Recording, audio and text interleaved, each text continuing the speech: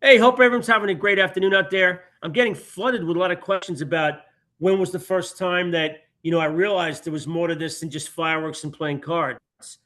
I'll get to that, but again, these are great questions. Keep them coming. Yes, when I was a young teen, obviously there were things that I knew and that I saw. I knew our friends, myself included, were involved in fireworks pretty damn heavily. I obviously knew we were involved with some real tough, dangerous people. John, of course, but other Gambino members. And about the relationship we had with Galante's bodyguards, Baldo and Cesare. That was out there. That was all out in the open. About events, sure, fireworks all the time. The big event that I witnessed, which was insane, was the horse racing scandal. And again, that's all detailed in the book Made on Long Island on Amazon, as you know, about how that operated. We did some good videos on that, so I'm not going to get to that. But to answer your question, these are things that I knew about. Now, what I didn't know about was the bombshell of all bombshells. Shocking. And you ask a time frame, it was roughly about 10, boy, almost 11 years from now, about 10, 11 years ago, when I first was told what really happened by one of my buddies, Tommy. That's the main character in the book. He was on his deathbed and he knew it, and he called for me, and I couldn't be happy to go see him. And I figured it was just, to laugh about the old times. And it was. And to just, there's no other way to say it because I'm going through it right now with other people in my life that are really sick. Sending them off, and it's a tough, tough time. But then he blew my mind. He goes, "You're not going to freaking believe what we actually did and what we kept from you, but I'm checking out soon.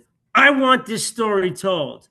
He was emphatic about it. He goes, "This story needs to be told. People need to know what we did." So I couldn't imagine, I'm thinking, like my mind's racing. What did they do? Did they rob an armored car? What did these guys do? And it's worse than that. Penalty wise, I said, "Fill me in." He gave me every single detail, down to the most fine details of the Galante hit. And he started off by telling me about the time that we all went out fishing in the morning at Santa Mariches. Nothing unusual about that. We would go out on that boat morning time. Sometimes even when the bars closed, the boat would be ready for us. They'd pay the guy and he'd be there 2, 3, 4 in the morning. Girls partying, drinking, just craziness. That was not unusual. But the unusual event on that boat happened. Two events tied together. One was when the Colombians were on that boat with us at night. They jumped off that boat and went on smaller boats. Their mission was clear to us. They were meeting a bigger boat, I don't know, 5, 10 miles away. They were taking bales, whatever it could be, probably cocaine, definitely a drug of some kind, taking it off that boat, bringing it back to the fishing boat, and then ducking and taking it wherever they needed to take it. Drug smuggling operation for sure, and it was obvious. But what shocked us that morning, and now Tommy was starting to fill in the blanks for me when he was dead. That's his words. I hate to say it, but he goes, "I'm dead right now," even when he was talking. I'll never forget how dramatic that was when he was telling me he's dead now. But that's what he said. He goes, "Now I'm going to tell you what happened."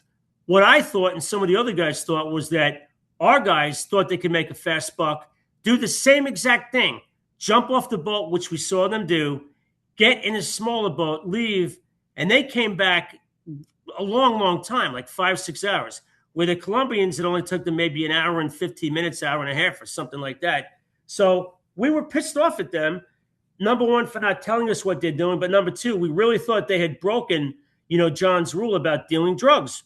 They gave us some story. They were going to meet some women and come back. They were going to bring girls back on the boat for us. It'd be fun, and tons of great fun. And when they got back, there was no girls. So that's what we thought they were doing. We thought they were running drugs, and we're like, "You're crazy. You're going to get yourself killed. Why would you do this? We may have enough money. Why would you think about doing this?"